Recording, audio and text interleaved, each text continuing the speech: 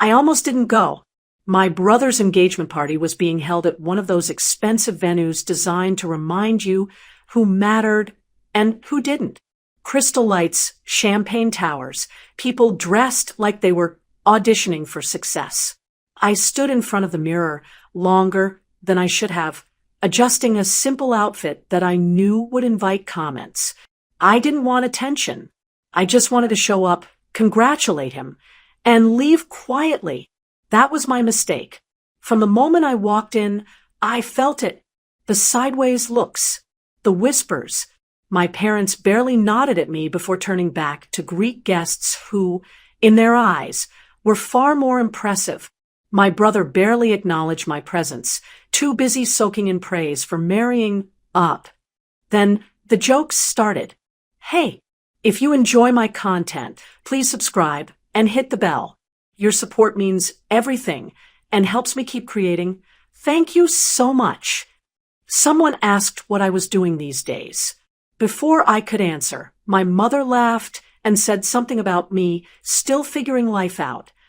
A cousin chimed in, joking about how some people were born ambitious and others were just comfortable being average. My brother's fiancée smiled politely, clearly unsure whether to laugh or look away. I kept my expression neutral. I'd learned years ago that reacting only fed them. But my brother didn't stop. During a toast, glass raised high, he made a comment about how lucky he was to work for a real company with real leadership, unlike me, who he described as always floating between ideas. People laughed, harder than necessary. Then came the line that made the table go quiet for half a second. At least now, he said, smirking in my direction, I'll never have to worry about ending up like some people in this family. That's when I realized something. They weren't just teasing. They were enjoying this.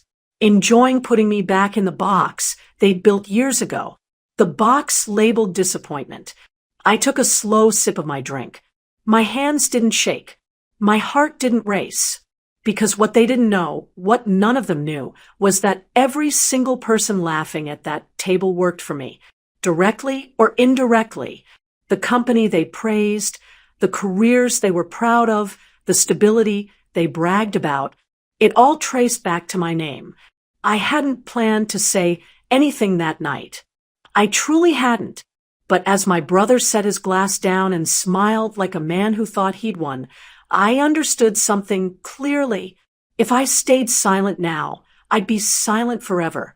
And I was done letting them decide who I was. The laughter kept going, but inside me, something settled.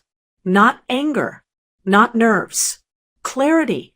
I watched them enjoy the moment, watched my brother soak in attention like it was proof of his worth.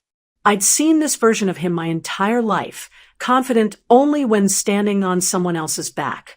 My parents leaned toward him proudly, nodding along as if every cruel joke was justified. I stayed quiet because I finally understood something they never had. They believed silence meant weakness. I let the moment breathe, let them feel comfortable. Then I stood up. The scrape of my chair was enough to turn heads. Conversations slowed. I cleared my throat, calm, unhurried. I just want to say something quickly. I said, nothing dramatic. That alone made people uneasy. I'm really happy for my brother. I continued. An engagement is a big milestone. Stability, growth, responsibility. I paused, letting those words hang. All things we've talked about a lot tonight. A few nervous laughs. But there's something I think everyone here should know, I said, turning slightly so the entire table could see me. Especially the people who work very hard every day to support the company that's provided so much for this family. My father frowned. My brother shifted. The company you're all referring to, I went on, voice steady, the one that pays the mortgages, funds the vacations, and sponsors the lifestyle everyone's proud of belongs to me. The silence was instant and complete. My mother's face drained of color. My father stared at me, like I'd spoken another language. My brother laughed, once, sharp and forced. "That's not funny," he said. "I'm not joking," I replied. "I didn't rush. I didn't raise my voice. I let the truth do the work.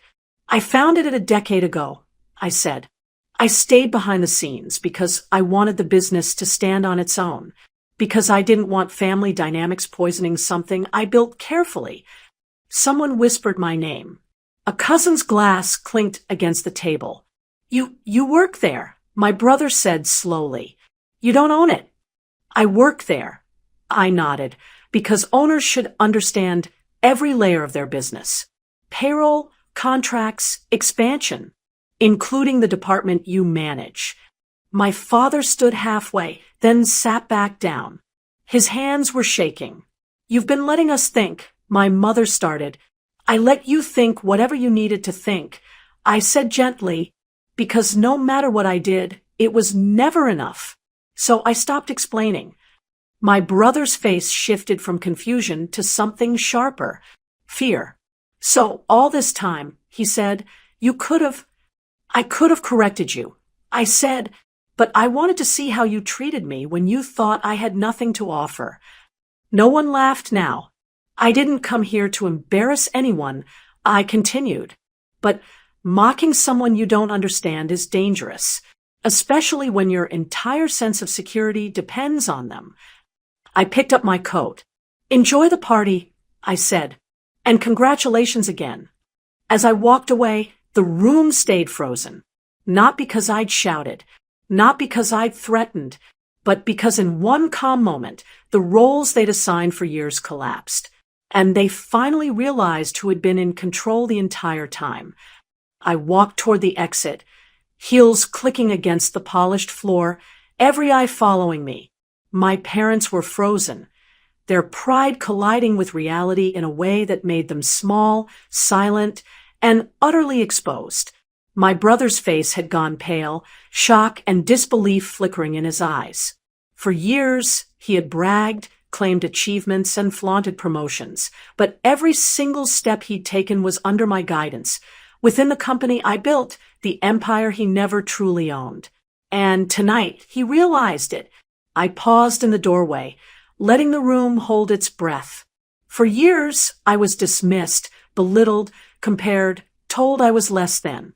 "You never saw what I was building, quietly what I achieved while you laughed," I said calmly. "Tonight, you're seeing the truth you never wanted to acknowledge." My parents tried to speak, to interject excuses, but I shook my head. "No words can undo what's already done. Your opinions never defined me before, and they won't now."